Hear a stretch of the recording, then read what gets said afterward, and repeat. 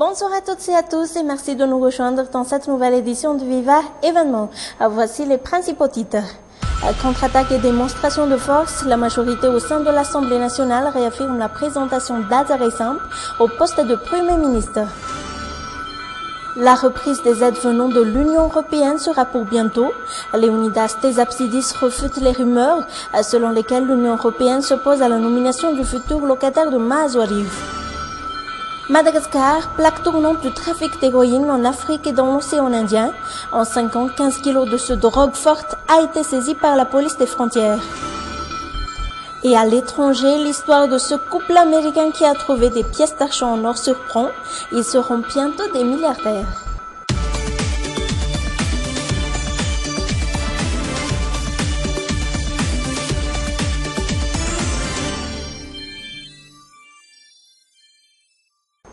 À la une de l'actualité, page politique, démonstration de force pour la majorité au sein de l'Assemblée nationale.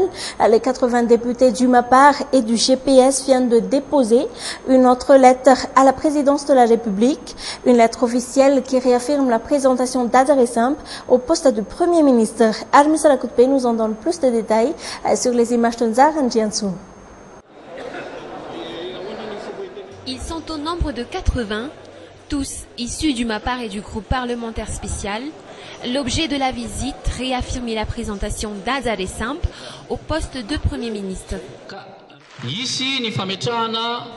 Pour renforcer notre décision, nous allons procéder d'une manière officielle au dépôt du nom de notre Premier ministre.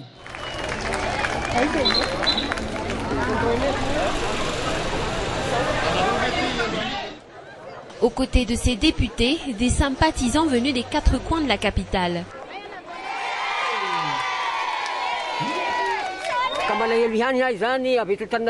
Je constate ce qui se passe et je vois que l'on ne respecte plus la Constitution. Il a promis au stade de Mamassen qu'il veillerait comme la prunelle de ses yeux au respect de la Constitution et voilà ce qui arrive. À l'intérieur du palais, gardé à l'abri des photographes, Mohamed Rachid, conseiller spécial du président, reçoit la lettre signée par les 80 députés. Le GPS soutient le MAPAR dans son choix, notamment sur le choix de Premier ministre. Un dilemme cornélien. Et Radon Armampiana dispose aujourd'hui de 3 lettres, d'au moins 2 noms et d'une seule possibilité, celle de respecter la Constitution. Et rappelons que la plateforme pour la majorité présidentielle, qui présentait également Jules Etienne au poste du Premier ministre, annonçait hier qu'elle aurait acquis 95 députés avec elle. Quelle est alors l'issue pour le président de la République pour mettre fin à cette crise? Les avis divergent, mais le texte est clair. La Constitution est stricte. La violation de ces dispositions pourra entraîner une déchéance. Et attention, ceux-ci même sont à la Haute Cour de justice. Les explications avec Mambao Kafitanian. Le plus simple, nommé Azaré Samp, le Premier ministre présenté par le MAPAR, le groupe de partis majoritaires à l'Assemblée nationale, au sens de l'article 54 de la Constitution, au poste de chef de gouvernement. Une solution qui lui permettra en même temps de résoudre la crise et d'obtenir la caution de la majorité. Mais il pourrait aussi envisager la dissolution de l'Assemblée nationale. La Constitution, en son article 60, permet au président de la République d'y procéder. Mais le président devrait organiser dans les 60 jours au moins et les 90 jours au plus après le prononcé de la dissolution aux élections générales. Une obligation qui le forcera de trouver dans le plus bref délai les financements nécessaires. Solution extrême mais prévue par la Constitution, une solution à laquelle le chef de l'État pourrait y recourir, la proclamation de la situation d'urgence. Prévue par l'article 61, une disposition qui est cependant claire pour les cas autorisés. Mais franchir ce Rubicon ouvrira encore une fois une autre crise, celle d'une crise institutionnelle. Autre cas de figure, le président procédera à la nomination du Premier ministre, mais autre que celui présenté par le MAPAR. Dans ce cas de figure, le décret de nomination qu'il prendra pourrait être considéré comme une violation grave de la Constitution, compte tenu de l'avis de la Haute Cour constitutionnelle du 17 février dernier. Une violation qui engagera sa responsabilité pénale et politique et lui fera encourir la déchéance telle que prévue par l'article 131 du texte constitutionnel de la 4e République. Une sanction que la Haute Cour constitutionnelle pourra prononcer exceptionnellement en l'absence de la Haute Cour de justice au terme de l'alinéa 2 de l'article 167 du même texte. Fait divers, la presse relatait hier le périple d'un jeune malgache d'origine indo-pakistanaise arrêté à Maurice pour trafic de drogue. 2 kilos d'héroïne ont été retrouvés dans son sac, de l'héroïne en provenance de la Grande Île, qui serait d'après les enquêtes l'un des plaques tournantes du trafic de drogue dans la zone Afrique et Océan Indien. Plus de précision avec ce reportage d'Ari Seriel et Jeff Chanel.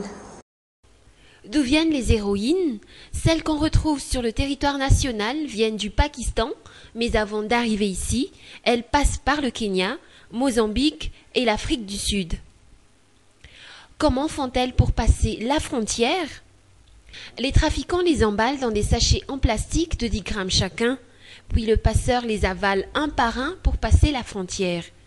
D'autres les cachent dans leurs valises. Aujourd'hui, ils utilisent des appareils électroniques et les manches des valises pour les dissimuler. Les passeurs en provenance de la Grande Île passent le plus fréquent par Nosy-Be.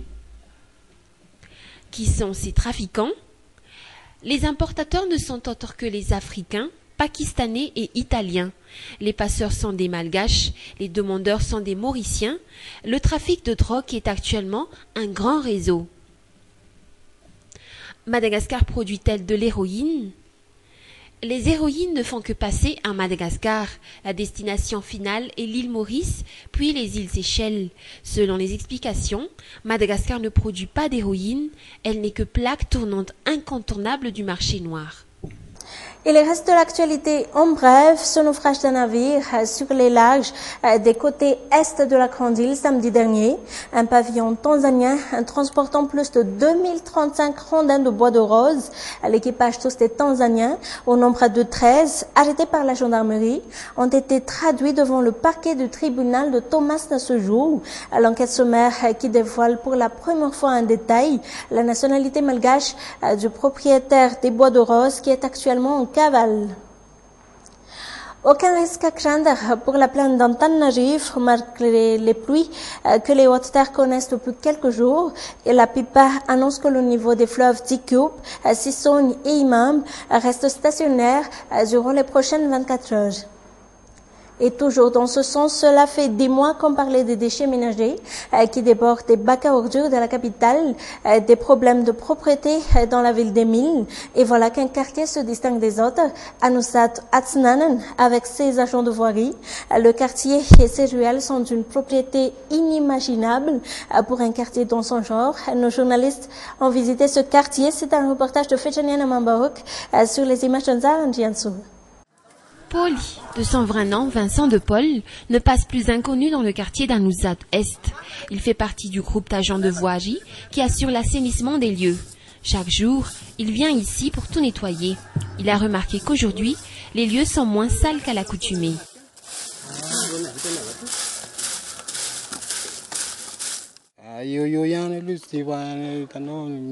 Nous nettoyons quotidiennement les lieux, mais vous savez, tout le monde n'est pas pareil. Il y a des personnes qui ne font pas attention ou qui font exprès de salir les lieux. Mais aujourd'hui, il n'y a pas trop de saleté. Vincent de Paul se fait aider par 2 autres agents. La mise en place des bacs à ordures les a beaucoup aidés. Mis à part l'assainissement des ruelles, la propreté des canalisations reste un autre défi pour les habitants de ce quartier. Ces derniers qui n'ont plus qu'à maintenir la propreté des lieux.